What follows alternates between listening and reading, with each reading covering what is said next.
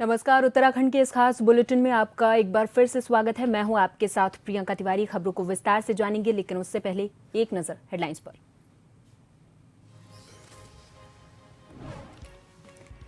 नीति आयोग के उपाध्यक्ष का उत्तराखंड दौरा, मुख्यमंत्री पुष्कर सिंह धामी के साथ की बैठक, योजनाओं के क्रियान्वयन को लेकर की राज्य सरकार की तारीफ। थूक जिहाद में सख्ती पर सियासत, कांग्रेस ने उठाए सवाल, कहा ये भाजपा का अपना एजेंडा। बीजेपी प्रवक्ता कमलेश रमन का पलटवार, बोले कांग्रेस की बहुत छोटी मानसिकता। देहरादून के पटेल नगर में एसटीएफ की कार्रवाई, बड़े पैमाने पर नकली नोट का कारोबार पकड़ा, लैपटॉप, प्रिंटर और बड़ी मात्रा में कागज बरामद। रुड़की में राज्य स्तरीय चैंपियनशिप का समापन, विजेता को बांटे गए मेडल और सर्टिफिकेट, जीते खिलाड़ियों को नेशनल लेवल पर जाने का मिलेगा मौका। और कल मनाया जाएगा करवा चौथ, नैनीताल में लोक कला युक्त तैयार हो रहे बर्तन, महिलाएं करवा चौथ पर करती हैं पति के लिए कठोर व्रत।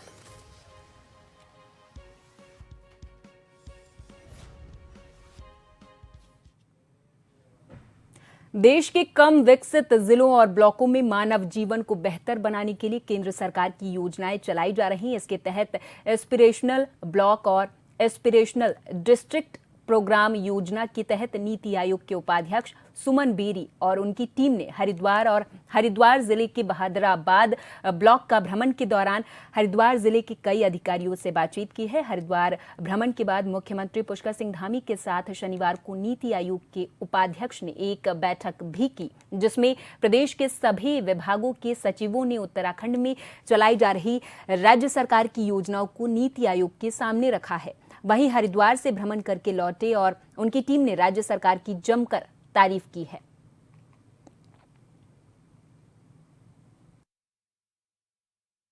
हम इधर हरिद्वार से आए और हरिद्वार डिस्ट्रिक्ट एक हमें एस्पिरेशनल डिस्ट्रिक्ट है, उसमें एक एस्पिरेशनल ब्लॉक भी है और मेरी जिम्मेवारी है, बनता है कि मैं अपनी आंखों से देखो, अधिकारियों से बात करूं। तो और उन्होंने आरती का भी इंतजाम किया था। तो ये दौरा शुरू हुआ ये हरिद्वार डिस्ट्रिक्ट में और आज माननीय सीएम ने हमें ये कर्टसी कॉल। नीति आयोग के समक्ष हम हर वर्ष अपने राज्य की जो पूरा रूपरेखा है, आने वाले जो समय की ज़रूरतें हैं, चुनौतियां हैं, उन सभी से अवगत कराते हैं। और इस संबंध में पीछे नीति आयोग की बैठक भी हुई थी और उस नीति आयोग में जो नीति आयोग के द्वारा निर्धारित उनके क्राइटेरिया हैं, उस क्राइटेरिया में उत्तराखंड राज्य अच्छा कर रहा है। सतत विकास को प्राप्त करने में हमने पूरे देश में पहला स्थान हमारे राज्य को मिला है। 9 नवंबर को राज्य स्थापना दिवस की 24वीं वर्षगांठ को अगले एक साल तक रजत जयंती के रूप में मनाया जाएगा, जिसको लेकर राज्य सरकार ने तैयारियां शुरू कर दी हैं। 24 साल के उत्तराखंड ने कई बड़ी उपलब्धियां हासिल की हैं और मुख्यमंत्री पुष्कर सिंह धामी के नेतृत्व में राज्य सरकार ने कई ऊंचाइयों को छुआ है। पिछले 2.5 सालों में उत्तराखंड सतत विकास इंडेक्स में देश के सभी राज्यों को छोड़कर पहले स्थान पर रहा है, जबकि देश में बाकी राज्यों की तुलना बेरोजगारी दर भी उत्तराखंड में तेजी से घटी है। राज्य की उपलब्धि पर मुख्यमंत्री पुष्कर सिंह धामी ने कहा कि प्रधानमंत्री मोदी ने केदारनाथ में अपने संबोधन के दौरान कहा था कि तीसरा दशक उत्तराखंड का दशक होगा, जिस दिशा में राज्य सरकार संकल्प के रूप में काम कर रही है।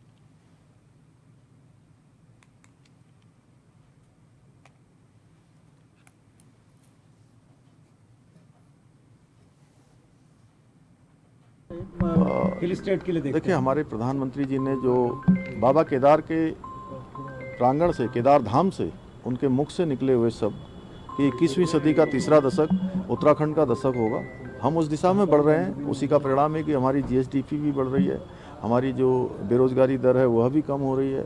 हम बहुत सारे जैसे स्टार्टअप के क्षेत्र में पहले हम केवल अचीवर्स की श्रेणी में थे, आज हम लीडर्स की श्रेणी में आ गए हैं। निवेश करने वाले राज्यों में भी हमारा स्थान देश के प्रमुख राज्यों में आ रहा है।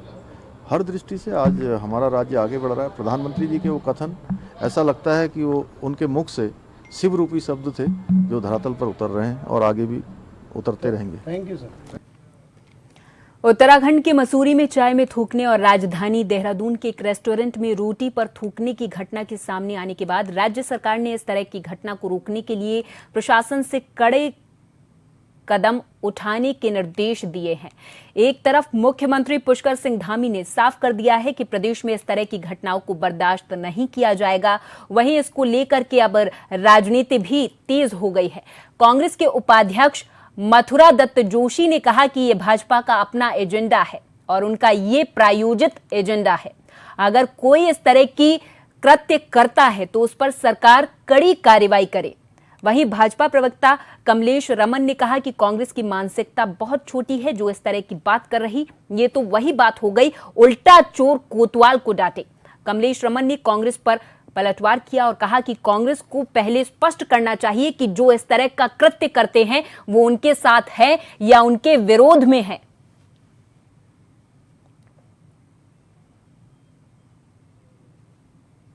अगर कुछ लोग गलत काम कर रहे हैं तो क्यों नहीं सरकार उनके खिलाफ दंडात्मक कार्रवाई करती है? पुलिस अपना काम करेगी, इसका प्रचार प्रसार करने की क्यों आवश्यकता पड़ी है? क्योंकि मेन मुख्य मुद्दों से ध्यान बटाना है। यहाँ मूल निवास का मामला चल रहा है, यहाँ जमीन का भू कानून की बात जनता कर रही है, उसमें बात नहीं करेंगे। केवल इनको थूक जिहाद, लव जिहाद, मजार जिहाद, मंदिर जिहाद, मस्जिद जिहाद ये सब दिख रहा है, बाकी चीजों के ऊपर इनका ध्यान नहीं है। प्रदेश रसातल की तरफ जा रहा है, प्रदेश की कानून व्यवस्था चरमरा गई है, प्रदेश की स्वास्थ्य व्यवस्थाएं बदहाल हैं, सड़कें अभी भी बंद पड़ी हैं और सरकार को उस तरफ ध्यान नहीं है। देखिए, कांग्रेस की मानसिकता बहुत ही छोटी हो चुकी है और उल्टा चोर कोतवाल को डांटे। कांग्रेस हमेशा ऐसे लोगों को संरक्षण देने का काम करती है जो लोगों का ईमान भ्रष्ट करने का काम करते हैं, जो लोगों के धर्म को खराब करने का काम करते हैं। तो मुझे लगता है कि कांग्रेस को पहले ये स्पष्ट करना चाहिए कि वो क्या ऐसे लोगों के साथ में है जो लव जिहाद करते हैं, जो लैंड जिहाद करते हैं, या जो थूक जिहाद करते हैं, या जो हमारे ईमान को खराब करने का काम करते हैं। तो कांग्रेस को ये सारी स्थिति को अपनी स्पष्ट करना पड़ेगा। पर कांग्रेस का कहीं ना कहीं दोहरा चरित्र बार बार सामने आता है। कभी तो वो उन लोगों के साथ में खड़ी होती है और कभी उनके खिलाफ खड़ी होती है। आज सरकार बेहतर काम कर रही है और ऐसे लोगों को सजा देने का काम कर रही है, तो भी कांग्रेस के पेट में दर्द है। जब भी कोई नियम और कोई कानून ऐसे बनाने का काम पुष्कर सिंह धामी जी की सरकार करने जाती है तो कांग्रेस के पेट में मुझे लगता है कि बहुत ज्यादा बल पड़ने का। देहरादून के सिलाकोई स्थित सुगंधित पौधा केंद्र पर फफाई मुंबई के द्वारा आयोजित कार्यशाला के उद्घाटन सत्र के अवसर पर मुख्य अतिथि के रूप में पहुंचे कैबिनेट मंत्री उत्तराखंड सतपाल जी महाराज के द्वारा सुगंध फसल उत्कृष्टता केंद्र का भ्रमण किया गया है। कैंप के निदेशक डॉक्टर नृपेंद्र चौहान के द्वारा उन्हें हाईटेक नर्सरी में स्वचालित उच्च तकनीकी युक्त ग्रीन हाउस, नेट हाउस और बीज अंकुरण कक्ष आदि का अवलोकन करते हुए विस्तृत जानकारी दी गई।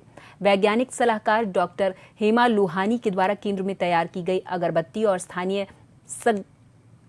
सुगंध खरपतवार कुंजा पत्ती से तैयार धूप के बारे में जानकारी दी गई है, जिस पर मंत्री सतपाल महाराज के द्वारा प्रसन्नता व्यक्त की गई।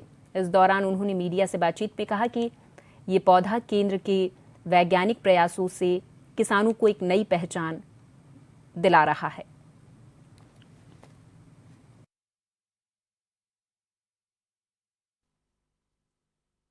सगंध पौधा केंद्र कैंप सेलाकोई ने सार्थक पहल की है, जिसमें कि सगंध खेती को प्रोत्साहित करने की मुहिम शुरू की गई है। इस मुहिम के माध्यम से कृषक बेहतर आय प्राप्त कर रहे हैं और उनमें उद्यमशीलता का भी विकास हो रहा है।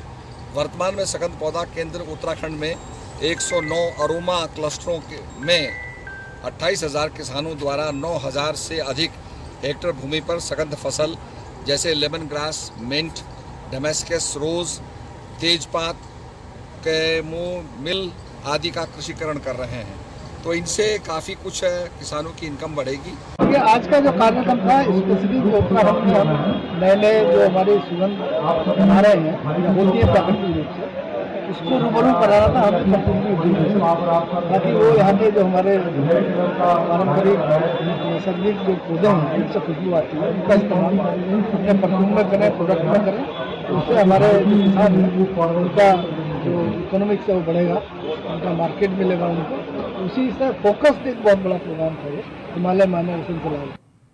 प्रदेश के पूर्व मुख्यमंत्री त्रिवेंद्र सिंह रावत भू बैकुंठ नगरी बद्रीनाथ धाम पहुंचे। बता दें कि पूर्व मुख्यमंत्री त्रिवेंद्र सिंह रावत के बद्रीनाथ धाम में पहुंचने पर स्थानीय लोगों ने, भाजपा कार्यकर्ताओं ने उनका फूल मालाओं के साथ भव्य स्वागत किया है। इस दौरान पूर्व मुख्यमंत्री त्रिवेंद्र सिंह रावत ने सर्वप्रथम भगवान बद्री विशाल जी के दर्शन किए और पूरे प्रदेश की खुशहाली की कामना की है।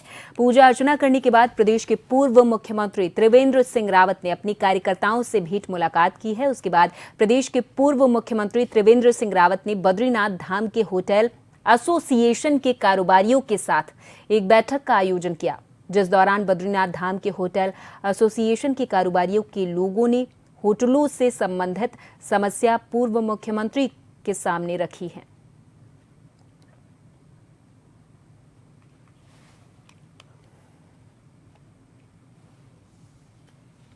पूर्व मुख्यमंत्री त्रिवेंद्र सिंह रावत जी वर्तमान में हरिद्वार के सांसद हैं, वो बद्रीनाथ में भगवान बद्री विशाल के दर्शन करने आए थे और हम लोग यहाँ पे स्थानीय निवासी उनको मिले। यहाँ की मूलभूत समस्याएं जो हैं, प्राधिकरण से संबंधित जो समस्याएं हैं, उसके बारे में उनको अवगत कराया गया और विशेषतः यह कहा गया कि जो यहाँ पे सरकारी मानक और जो प्राइवेटों में अंतर रखा गया है बिल्डिंगों का हाइटों में, जैसे कि सरकारियों में इन्होंने जो है 12 मीटर की हाइट रखी है और प्राइवेट में 6.5 मीटर की हाइट रखी है, उसको समांतर किया जाए। राज्य अतिथि गृह में आम आदमी पार्टी की जिला समीक्षा बैठक शनिवार को आयोजित की गई। इस बैठक में बतौर मुख्य अतिथि दिल्ली के विधायक और उत्तराखंड सह प्रभारी रोहित मेहरुलिया रहे। इस मौके पर उत्तराखंड सह प्रभारी रोहित ने उत्तराखंड के 13 जिलों के कार्यकर्ताओं की कार्य समीक्षा की है। इस दौरान सभी जिलों से आए कार्यकर्ताओं ने अपने अपने जिले के कार्य समीक्षा प्रस्तुत किए हैं।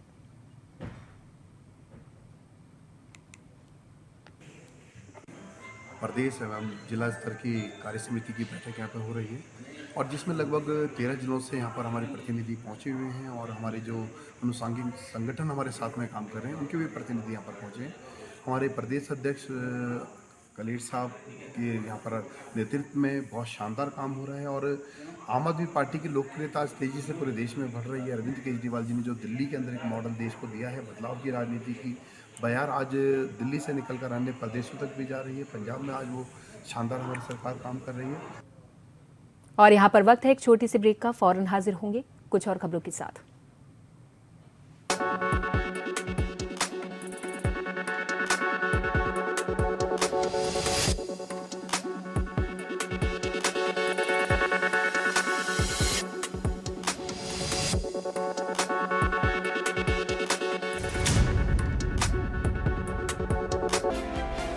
खबर थमती नहीं और ना ही थमेंगे हम, क्योंकि हम हैं जन टीवी, जन जन की आवाज।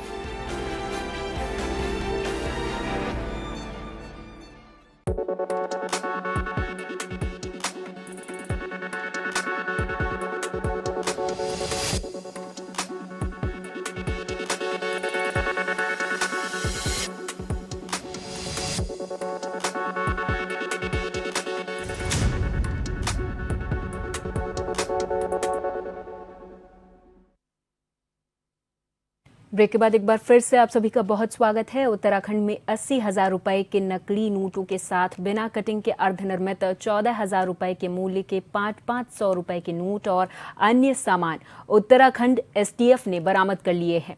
एसटीएफ एसएसपी नवनीत भुल्लर ने कहा कि जानकारी मिली थी कि देहरादून के पटेल नगर क्षेत्र में त्योहारी सीजन को देखते हुए बड़े पैमाने पर नकली नोट बाजार में चलने की बड़ी साजिश की जा रही है, जिसके बाद पुलिस ने एक रेस्टोरेंट में छापा मारा, जहां पुलिस ने नकली नोटों का कारोबार करने वाले लोगों को पकड़ा है। पुलिस ने नकली नोट बनाने का सामान, लैपटॉप, प्रिंटर और बड़ी मात्रा में कागज बरामद किए हैं।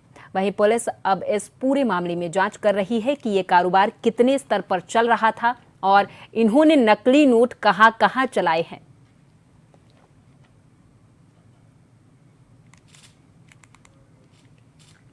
व्यक्ति एसटीएफ के द्वारा अरेस्ट किया गया है परमीत। ये मूलतः मेरठ उत्तर प्रदेश का रहने वाला है और लगभग 7 माह से यहाँ मूलचंद एनक्लेव में फ्लैट में रह रहा था। और इसके द्वारा ये जानकारी मिली थी कि ये कुछ नकली नोट जो है बाज़ार में चला रहा है, तो कुछ दिनों से इसकी निगरानी की जा रही थी। कल रात्रि को इसको अरेस्ट किया गया और इसकी कस्टडी से 80,000 के 500 के नकली नोट बरामद हुए। इसके अतिरिक्त कुछ नोट जिनकी अभी कटिंग नहीं हुई थी और सिर्फ प्रिंट हुए हैं वो बरामद हुए हैं। और प्रिंटर और इसके साथ जो एसेसरीज़ हैं नोट छापने की, वो इसके पास से बरामद हुई हैं, जो ये कार में लेके जा रहा था। और इसके अतिरिक्त ये अपने फ्लैट में एक फर्जी कॉल सेंटर भी चला रहा था, जिसमें कि ये लोगों को फ़ोन करके उनको जॉब देने के नाम पर उनसे 1500 से 2000 तक अपने अकाउंट में ट्रांसफ़र करवा लेता था।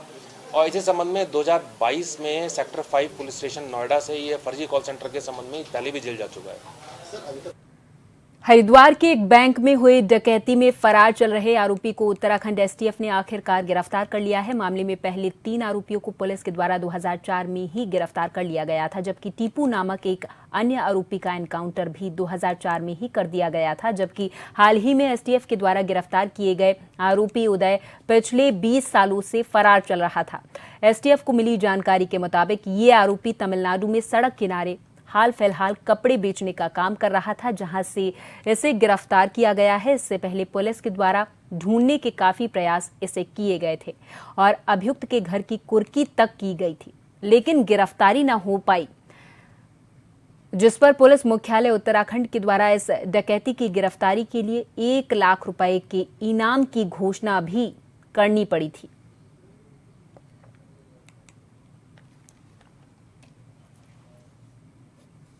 ये 2004 में हरिद्वार में इलाहाबाद बैंक में एक डकैती हुई थी, जो कि 5 लोगों ने करी थी।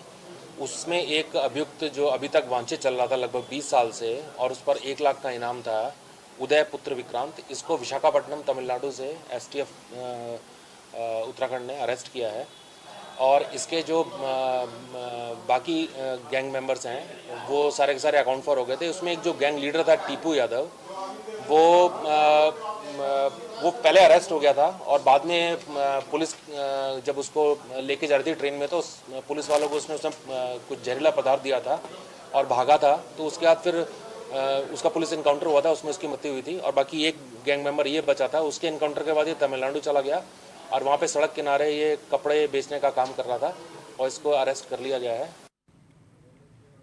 रुड़की के श्री योगेश्वर विद्यालय में फिट इंडिया खेलो भारत युवा फेडरेशन के तत्वाधान में 2 दिवसीय राज्य स्तरीय चैंपियनशिप का आयोजन किया गया था, जिसका आज समापन समारोह किया गया है। आपको बता दें कि खेलों को बढ़ावा देने के उद्देश्य से फिट इंडिया खेलो इंडिया के तहत खेलो भारत युवा फेडरेशन के तत्वाधान में रुड़की के श्री योगेश्वर विद्यालय में 2 दिवसीय राज्य स्तरीय खेल प्रतियोगिता का आयोजन किया गया था, जिसमें प्रदेश के अलग अलग स्थानों से कई टीमों ने विभिन्न खेलों में प्रतिभाग किया था, जिसका आज समापन किया गया है, जिसमें अतिथियों के द्वारा विजेता टीमों को मेडल, सर्टिफिकेट और ट्रॉफी देकर पुरस्कृत किया गया है। फेडरेशन के प्रेसिडेंट मोहित कुमार ने कहा कि राज्य स्तरीय चैंपियनशिप में पूरे प्रदेश में पहुंचे खिलाड़ियों ने अलग अलग खेलों में प्रतिभाग किया था।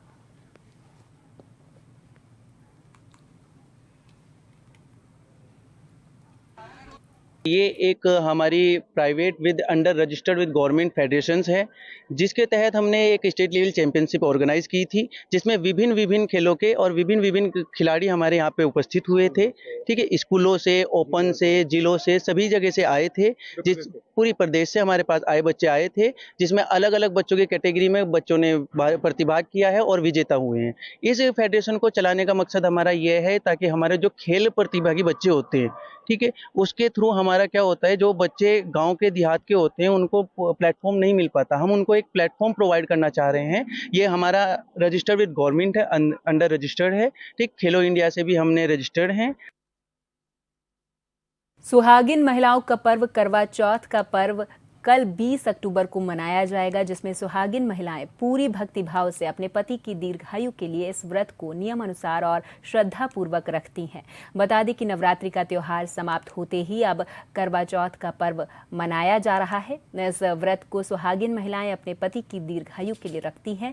इस बार करवा चौथ का व्रत 20 अक्टूबर को रखा जाएगा, जिसको लेकर नैनीताल जिले की कई महिलाएं करवा चौथ पूजा में लगने वाली थाली, लोटे और छलनी को पारंपरिक कुमाऊनी संस्कृति के अनुरूप सजा रही हैं। वहीं नैनीताल जिले के रामनगर की रंजना भी सुहागिनों के लिए इस त्योहार को खास बनाने में जुटी हुई हैं। रंजना कुमाऊं की संस्कृति एपड़ कला को पूजा की सामग्री में इस्तेमाल होने वाले बर्तनों में उकेर कर संस्कृति को आगे बढ़ाने के साथ ही स्वरोजगार से भी जुड़ गई हैं। बातचीत में रंजना ने बताया कि वो एक गृहिणी हैं और 2 साल पहले उन्होंने एपड़ कला को आगे बढ़ाने के साथ ही रोजगार से जुड़ने का निर्णय लिया था। इसके बाद उन्होंने एपड़ कला को बाजार से लाई थाली पर, लोटे पर, गिलास पर उकेरना शुरू कर दिया और इस प्रकार लोगों ने उनकी एपड़ की हुई इन सामग्रियों को खूब पसंद किया। करवा चौथ पे अपनी पूजा की थाली, कलश, दिए, छन्नी, लोटा ये सब चीज़ें बना रही हूँ। 600 से लेके 1500 तक की रेट के मेरे पास आइटम्स बने हुए हैं। कुमाऊं की संस्कृति को मैं आगे ले जाने का कार्य कर रही हूँ। जो संस्कृति हमारी विलुप्त होती जा रही है उसको उजागर करने का काम कर रही हूँ। देश विदेशों में भी अपने थालियों को मैं बाहर भेज रही हूँ, उससे भी मेरे डिमांड आ रहे हैं। काफ़ी नेम वाली थाली मेरी आजकल काफ़ी ट्रेंड पे चल रही है। जैसे इस तरीके से मेरी नेम वाली थाली सौभाग्यवती भव, इसमें हस्बैंड और नेहा वाइफ का नेम मेंशन है, तो ये काफ़ी ट्रेंड पे चल रहा है। ये एप्पल जो सामान लिया है ये मैं लेती हूँ और बहुत अच्छा इन्होंने एप्पल में काम किया है और इन्हें मौका मिलना चाहिए। क्या क्या खरीदा आपने? इनसे लोटा, करवा चौथ का सामान खरीदा है, ये थालियाँ खरीदी हैं, दिए खरीदे हैं और मैंने तो लक्ष्मी चौकी भी बनाई है शादी के घर। ये सेट खरीदने तो मुझे बहुत ज़्यादा पसंद आया क्योंकि मैंने इनकी इंस्टाग्राम आईडी भी देखा था, तो ये मुझे बहुत पसंद आया और इनकी इंस्टाग्राम आईडी है रंजना एपन आर्ट करके, तो आप लोग वहाँ भी संपर्क कर सकते हैं। तो मैंने भी वहीं देख के इनसे कांटेक्ट किया था। तो क्या खरीदा है? मैंने थाली, ये सेट करवा चौथ का सेट, चौकी और श्रीफल पे लक्ष्मी जो माताएं बनाई थी वो, कलश वगैरह बहुत सारी चीजें मैंने खरीदी थी। और इसी के साथ इस बुलेटिन में फिलहाल के लिए मेरे साथ बस इतना ही। आप देखते रहें जन टीवी। नमस्कार।